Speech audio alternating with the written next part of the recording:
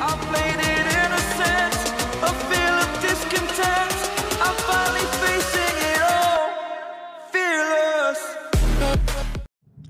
Good morning, good morning mga idol. Welcome back to Seaman TV Vlog channel. Ito nga pala at meron tayong gagawin. Mag-pressure test tayo ng cylinder head ng generator. At ito nga pala yung ating mga tools na gagamitin. Bali yan yung pinakang gasket nya. Tapos may fabrication tayo dito, yung plate. Para yan yung pinakang maghihigpit dun sa ating gasket. At para lang may mga idea kayo mga idol doon sa mga baguhan dyan na mag-pressure test ng ating cylinder head ng generator. Daihatsu nga pala itong ating generator. At yan, ipa-plaster na natin yung ating fix ng plate na yan, yung pinabrikit na yan. Bali lalagay natin yung gasket dyan sa loob na yan. Tapos pag na-plaster na yung gasket dyan mga idol, yun nga, hihigpitan yung ating yung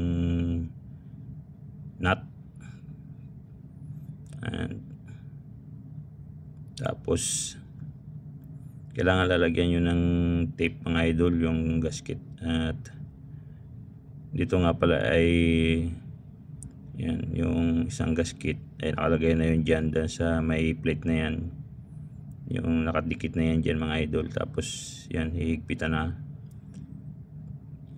At pwede rin yung ilagay yan mga idol sa sa tubig na may drum, o kaya kahit hindi na, kasi pag walang leaking yung ating pressure gauge, pag na pressure na yan, kapares niya natanggal na natin yung hangin na pressure na yan. Pag walang loss ng hangin, ibig sabihin wala tayong leaking mga idol. Kaya yun, sana may kayong konting idea how to pressure test ng ating cylinder head ng generator. And thank you so much and keep safe always. And God bless. Smile lang, sapat na. By Seaman TV Vlog. Mamwa, chup chup. Yeah, what's up? Take care and bon voyage to all everybody. And God bless us all.